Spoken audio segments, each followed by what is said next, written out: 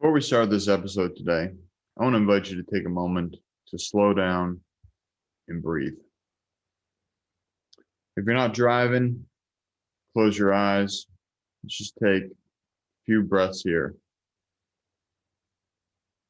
Ask yourself why you listen to this podcast right now. Maybe you're doing it to fill the void of the silence. Maybe you want to learn something. Maybe you're up to something cool. Take a moment to set an intention. I think that's a big thing that I often don't do before a new activity all the time is taking the time to pause and breathe.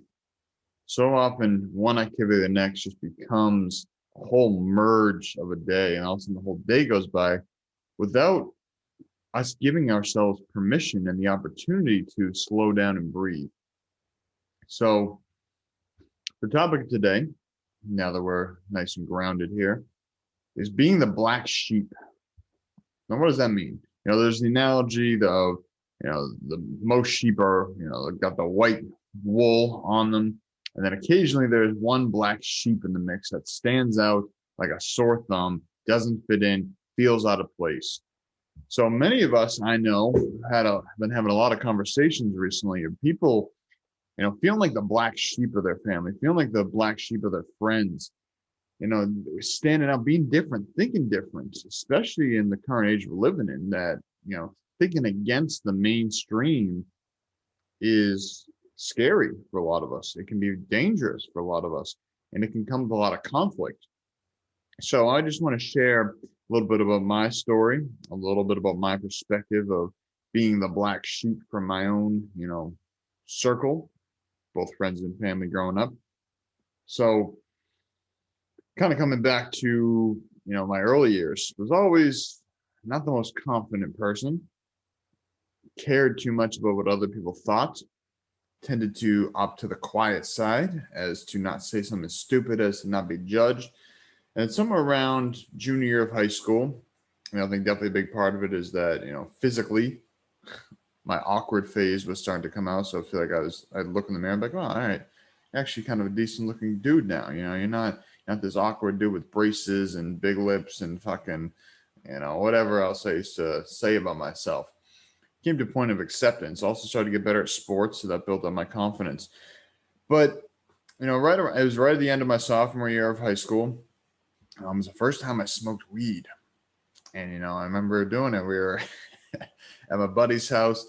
And, we'd have one person on the trampoline, which this wasn't sketchy at all. Have one person on the trampoline basically playing lookout in case some of the, the parents came by, and the rest of us would be huddled around, in the woods, packing the bowl, lighting it up. And we had everything in an Xbox game container because, we all take Xbox game containers out to the woods. That's not sketchy. But point being, that was kind of the first stage of rebellion, and in my family, in a lot of society, we're talking over 10 years ago, like 11 years ago, weed was still seen as a gateway drug, as, that's going to put you down the wrong path, going to get you the wrong people, et cetera, et cetera. So fast forward a little bit, junior years when I started, really indulging in marijuana on a more regular basis. And, it gets your brain to think a little bit differently. That allowed me to look at things. I could make ordinary situations like going to get food, this whole adventure. Now it became like I was in a movie. Everything was exciting. Everything was new. Everything was funny. The food tasted amazing. So that was kind of the first eye opener to me. And so also along that path, I was introduced to yoga briefly, and many of you know my story of my concussion. So I'm going into my senior year of high school, which really put a, big challenge on me and really forced me to, reevaluate things and focus more on yoga, focus more on meditation, things that weren't so commonplace. Again, we're talking now 10 years ago. So fast forward a little bit, my senior year of high school, was doing my internship with the fire department. So I wanted to be a firefighter. I also almost enlisted into the military, which thank God to my parents for not letting me do that in high school as a senior. So I was like, I want to help people, I want to serve people. So, firefighter, that doesn't require me killing people. So maybe I'll go with that. And I still have the plan of going to University of New Hampshire for the Air Force ROTC program. But basically, my fourth quarter of senior year, instead of taking classes, I opted to do an internship with the fire chief in my town. And I remember it was April break, and I had the option to do some mushrooms for the first time with a couple of my best friends. And so, at this point, I was open-minded due to consuming cannabis, meditation, yoga, kind of indulging into some of these Eastern philosophies, studying a lot of psychology, kind of recognizing, hey, maybe there's something there. And remember, there's a lot of guilt because I was like, oh man, firefighters don't do drugs. That's not cool. It's not something I could do if I'm going to be a firefighter or a military guy. And the other side of me was like, hey man, just give it a try. So the reason I'm sharing these is that these really opened me up in many regards, amongst many other life experiences, and seeing friends and family, doing things that I didn't think were the best way, seeing people work themselves to the bone, not take care of their health, have health conditions, being pharmaceutical drugs, all these type of things that it made me recognize, all right, I don't want that. And especially after my concussion, I've always had neck issues as well as a kid, just kind of going around doctor to doctor, having a lot of acne as well, just like pill, patch, all these type of things that none of them really worked. So again, making me realize, man, there's got to be a better way. So that led me down the path of, experimenting, trying new things, opting to work with different types of practitioners. So, massage therapists. Nice coffee here. Layered Superfood. Shout out to Layered Superfood. Stock market shares aren't doing so well, but still make great stuff. So anyway, now going down the rabbit hole, now we're talking 18, 19, 20, 21, working with a bunch of different holistic health practitioners, nutritionists, acupuncturists, massage therapists, basically anyone in the realm of holistic health that would teach me, that would mentor me. And I felt more connected to these people. I was like, all right, there's something here. There's something that feels right. There's something that feels true. Something that feels like it's working for me here. I'm feeling things more.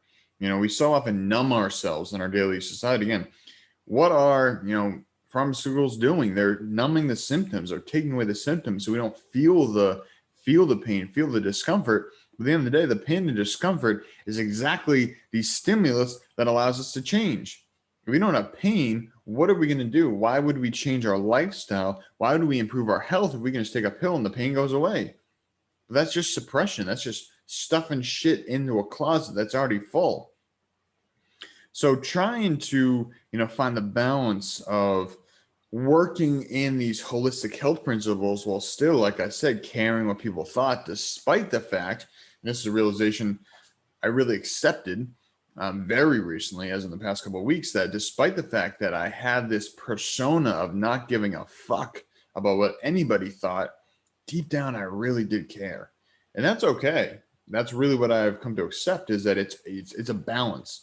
We don't want to care to the point that it's going to have people stop us from doing what we believe in, but it's also the fine line of, we don't want to also hurt people in the process. So it came to a point in my junior and senior year of college. At this point, I transferred to UMass Amherst, which was a much better fit for me in the Sustainable Food and Farming program, Stockbridge School of Agriculture, which is, I believe when I was there, it was ranked like number 9 in the world for agricultural programs, like number 3 in the country for agricultural programs. Absolutely freaking phenomenal. The teachers were down to earth. They were practitioners. They weren't just talking head PhDs. These are people in the field doing the damn thing. One of my classes where we talked about, pigs and poultry was an elective I took. What did we do? We raised poultry. We raised chicks into chickens and took care of them. We each had shifts taking care of them, once a week, twice a week. I don't remember the exact details. At the end, we had the opportunity to do the chicken slaughter, and then we consumed the birds that we raised. So this was practical knowledge, practical experience. And so basically, doing all these different holistic health things, getting more connected to the earth, doing a lot of barefoot walking, definitely done a fair share of mushrooms at this point. And I remember it got to a point where basically there was two versions of Rob. And there's an analogy of, when you got two dogs in a dog fight, which dog is going to win? The dog that you feed more. So you can have two of the same dog, same size, same whatever, but if one has more food, it's going to have more energy. It's going to have more fuel. It's going to have more motivation. So ultimately, I had two dogs. I had Party Rob, the one that wanted to impress people, the one that wanted to be a player, get all the girls, be the best at all the drinking games, be the life of the party, host the people for all the pre games, just be cool, be the fun guy. And then there's the other side of me that I'd do that and it would exhaust me. It was a lot of fun, a lot of freaking fun. But then when I wasn't doing that, I was the hippie dude who was sitting in his room freaking meditating with incense and oming and doing yoga with fucking Christmas lights and Himalayan salt lamps, meditating while smoking some weed, just doing things that were more on the recovery side, more on the introspection side, more on the, woo-woo side. So ultimately, I had these two dogs fighting each other. One can't, both can't survive. They're not conducive to the same environment. Yeah, maybe some people can find that balance, but for me, it couldn't. So ultimately, that made me recognize, all right, so some of these people that I'm hanging out with are borderline alcoholics, and we know in college that alcoholism is considered normal, and you can be freaking drinking 7 days a week. It's like, oh, well, you're in college, that's just part of it. It's like, no, you're a fucking alcoholic, bro. So recognizing that, like, hey, man, I don't want to be drinking every day. I'm cool doing it, 2-3 times a week, Thursday, Friday, Saturday. A lot of times I would do Thursday, Saturday to have a day off in between. But, recognizing both of these versions of Rob can survive.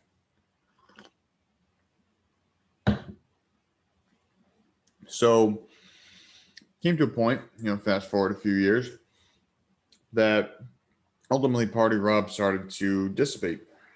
And a lot of that was due to the fact that, once you're out of college, it wasn't as convenient for me to go, 50 minutes, 40, depending on traffic, 40 to 60 minutes to get into Boston, to go into a bar, to wait in a line in the fucking dead of winter, figure out driving because I used to walk. I lived like 2 miles away from campus, from the bars rather. So a lot of times I'd walk home from the bars, which is a nice sobering walk when I was in college. So yeah, couldn't always do that. So it was like, well, someone's got to, be the designated driver. We got to find a parking lot, and we got to walk, then we, yada yada yada. So basically, I chose not to live in the city, which maybe if I did, that would have fed the Party Rob more. But ultimately, it became more of a barrier to be the Party Rob, and so that gave me the opportunity to focus on being the holistic health Rob. And of course, a lot of time, people calling you the weirdo, calling you the hippie, calling you all these type of names, saying, why don't you want to come on a party? Why don't you want to go to the J drink? You're really just going to go for a walk by yourself rather than come into this party. All the things that, we all come up with. So ultimately that comes down to now we have choices. We have two choices. Which dog are we going to feed? And so ultimately I kind of subconsciously and just kind of by my happenstance chose the healthy version of Rob. But maybe you're at that point right now where you have two dogs, two versions of you that are fighting. Maybe one's not serving you quite as much as it used to. Maybe it used to be a lot of fun. Maybe it got to where you are, but maybe that's, maybe you got to bring in a new puppy. Maybe you have a new puppy and you got to start feeding that new puppy. So that becomes the alpha dog. And ultimately, when we're making these choices, it's going to inherently come with sacrifices because I couldn't be the healthy version of Rob and still be Party Rob to the full extreme of, hosting people and drinking fucking 12 shots in an hour and just still not blacking out, just again, being an alcoholic. So ultimately, sacrifice is going to need to be made. What are you willing to sacrifice and who do you really want to become? Because that's what it comes down to. You're going to have all these voices, all these people that want to put you into the box of what they know you as, what they see you as, what they think you should be, what they think you are. But ultimately, you have to make the choice to say, hey, I'm not that person. I'm not in that box. You can't put me in that box. I'm going to break these freaking walls down that you've built around me and I've accepted. So the sacrifice is going to come with, hey, maybe you can't go out to the bar every weekend anymore. Maybe you start by saying, hey, I went out Thursday, Friday, Saturday. I'm just going to go out, Friday now. I'm going to give myself some time to recover. I'm not going to go to work hungover on Fridays by going out on Thursdays anymore. Maybe you ease it back. I tend to be a cold turkey type of person where it's like, fuck it, I'm not drinking at all. And so these sacrifices may come with a lot of conflict. A lot of conflict. Like I said, a lot of people, putting you in a box, trying to tell you that you're this, telling you, oh, you've changed, man. And, you used to be fun before. Now you're just, well, blah, blah, blah, whatever they're saying, recognizing, hey, you may need to let some of these people go. Not every single person that we encounter in our lives is going to bring us to where we want to be at our final destination. I think you hop on a bus, going to the city, and the city's the pit stop. That's as far as the bus goes. And the bus turns around and keeps doing these loops. But what if you go on to go past the city? What if you want to go to the mountains? You're going to have to get on a different bus. And same thing with these people. These same people that got you to where you are now, but they're just saying run the same bus loop. Maybe you don't want to be on that bus loop anymore. Maybe you want to go to a different bus loop. So a big thing for me where a big pivot was when I went to Asia in 2017. And so I graduated college 2016. In 2017, one of my good friends from college, Mithra, was, as he referred to himself, the brown guy, one of the only Sri Lankans, if not the only Sri Lankan in our classes. I'll tell a quick story about how I met him and his reflection of that as well is, again, he calls himself the brown dude, the brown guy, whatever. So I walk into my introduction class. This is like with the transfer student. So he had just transferred as well. So transfer student class, it was like a 1 credit, just like meet other people in the major, kind of get yourself familiar, do some basic personal development stuff. And I just see this dude sitting there by himself. There's a few other people in the room. He's just fucking looking around, grinning, smiling, just the happiest guy I've seen. I was like, I need to be friends. I need to talk to this guy. I need to be friends with this guy. Dude looks so happy. Sat down with him. We kicked it off. Great friends. One of my best friends throughout college. He was one of the people that I go rock climbing with. I'd meditate with. I do the hippie stuff with because he wasn't into partying as much because he was, he's a couple years older. So definitely had a little bit more wisdom than many of the people at the typical college age. So anyway, 2017 went to live with him in Sri Lanka. As many of you have heard the story, basically the only American there, working on his farm, tea farm primarily. They had cinnamon, coconut, some other stuff as well, bananas, but tea was the primary crop. Then basically they had people living there, about 100 employees, including their families that lived there. They had a school on the farm. And they did a really good job because they have the attachment to the Western world, so they've seen both sides of it, and they experienced both sides. So they gave the school, which a lot of kids didn't have access to school up there. They gave them housing. A lot of people didn't have housing up there. Et cetera, et cetera. They paid them a little bit more than the average, so treated the people well. So being out there and just being disconnected, and I was in Sri Lanka for 2 months and Asia total for about 4 months, Thailand, Malaysia, Philippines after that. But those 4 months really felt like 4 years.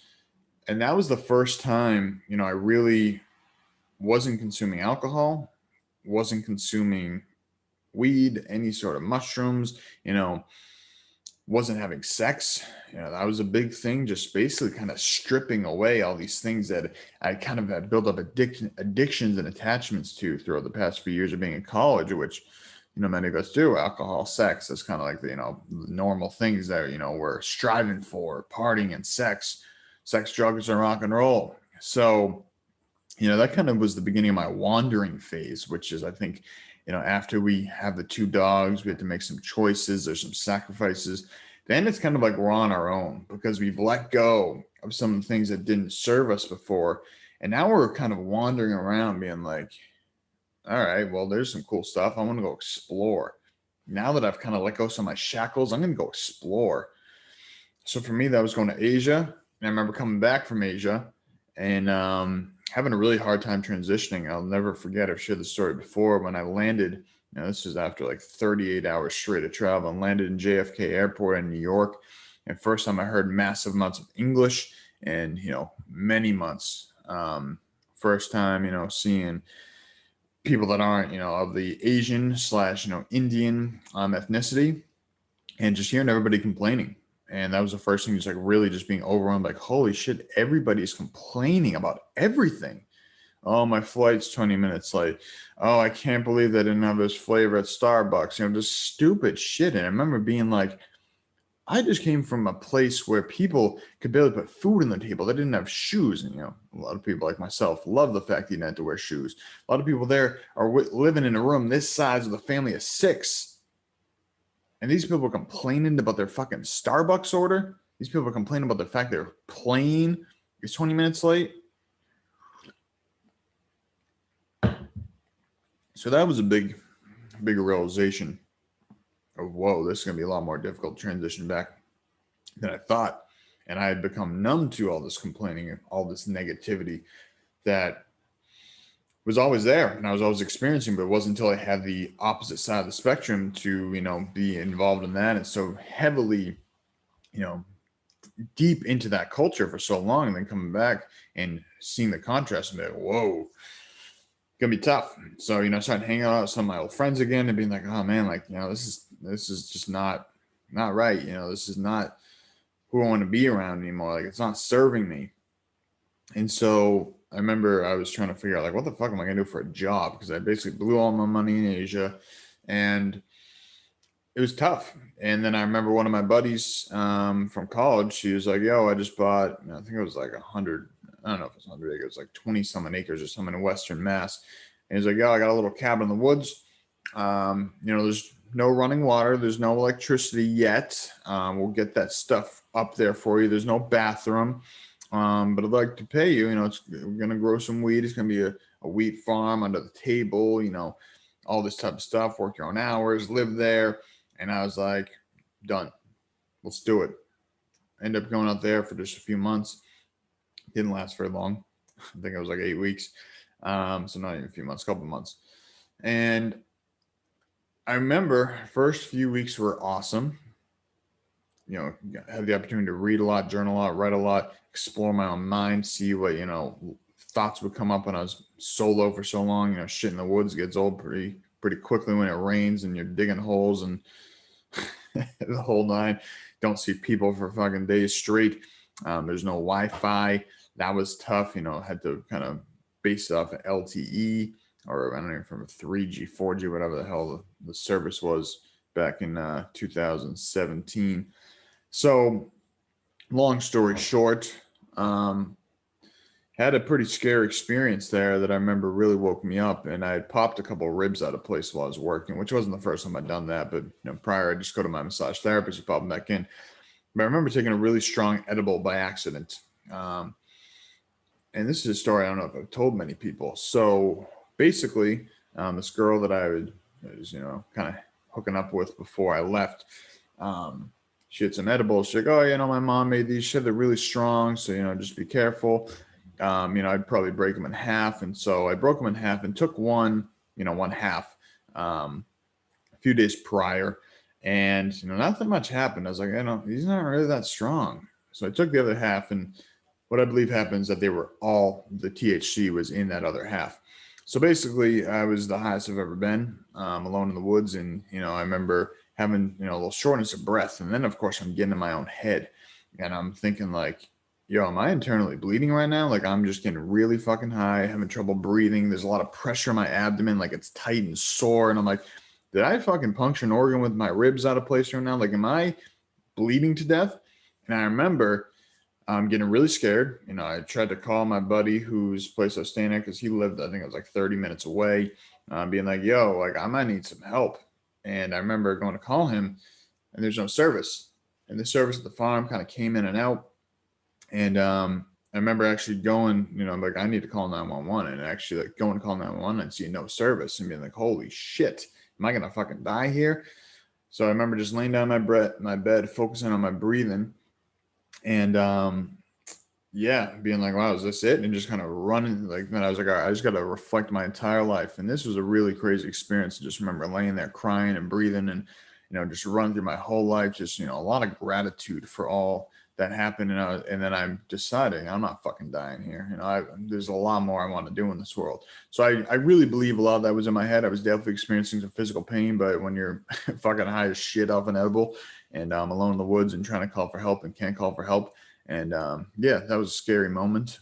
And I have not shared that story too often because I think there's a little bit of shame in there involved. So basically, long story short, not sure how I got on that tangent, but anyway, had that experience. Decided after that, I was like, well, I've got what I need to out of here. I'm out. I was supposed to stay there for 2 more months. Basically, I was like, yo, I got to get the fuck out of here. So fast forward a few more months, then I was like, all right, now what? Now I got to figure something else out. And I did this.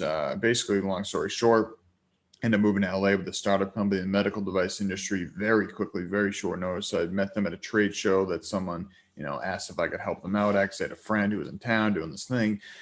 Basically they gave me a call because I said I was going to make a move out to California in 2018, whether that was LA or San Diego. I hadn't decided, but basically like, hey, we got this new company in LA.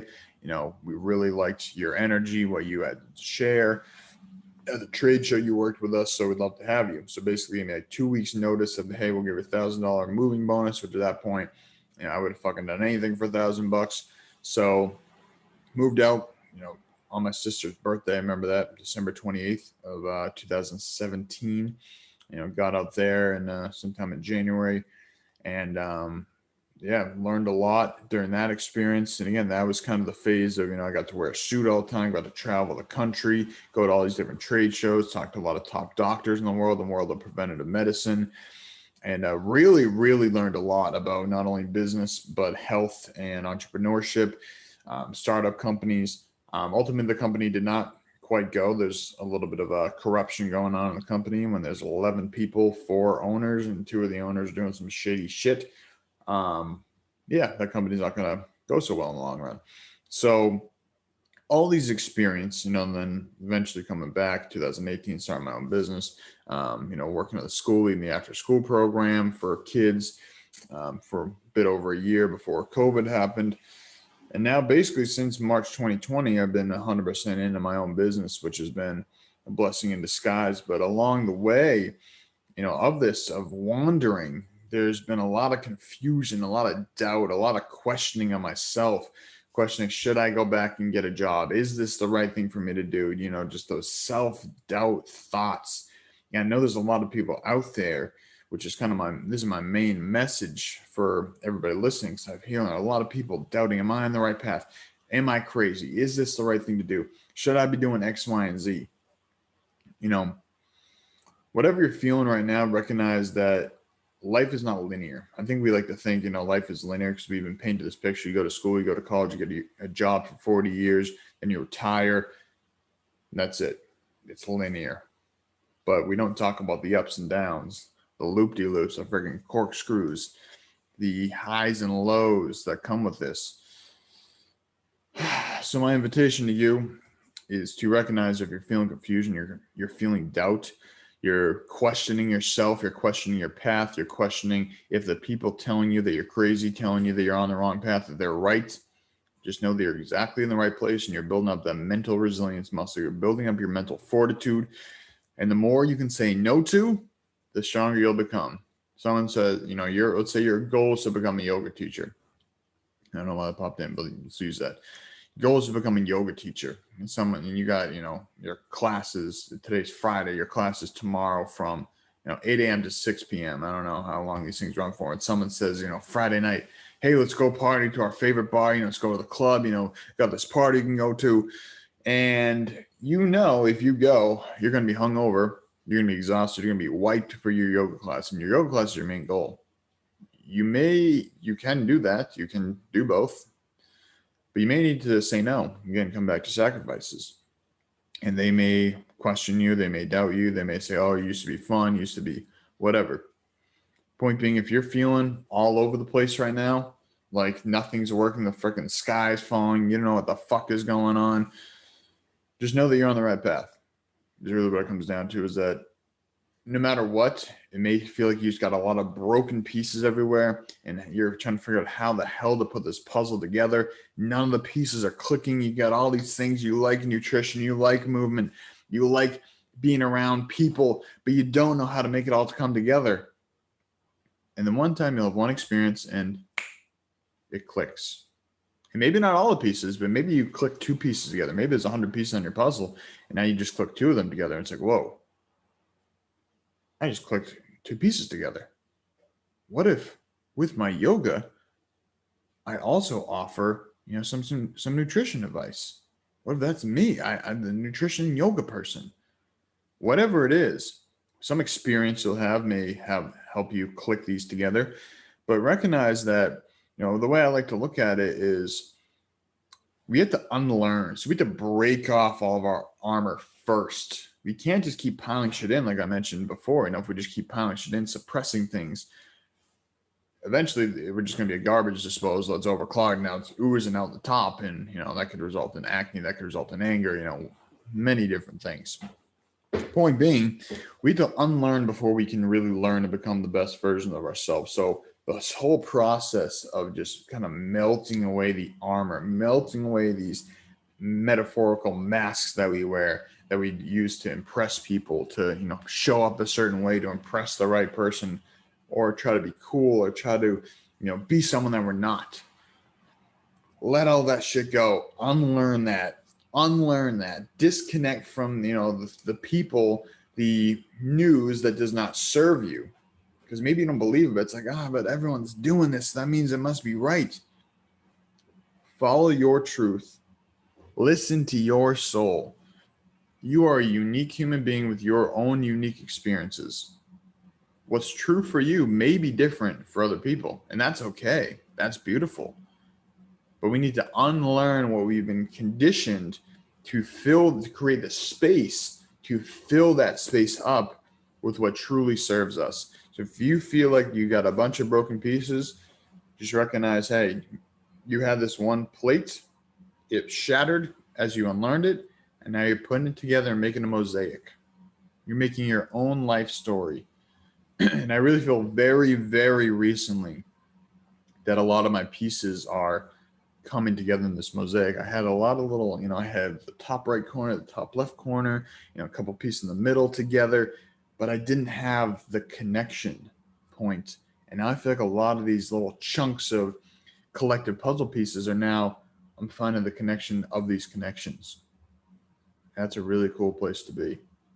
And a lot of that comes down to surround yourself with the right people, surround yourself with the people that are going to support you, the people that are going to help you connect those puzzle pieces, whether that's a coach, whether that's a mentor, whether that's a book, whether that's a community, an experience, a retreat, whatever these things are. Maybe it's upgrading your health, maybe it's spending more time alone, maybe it's journaling.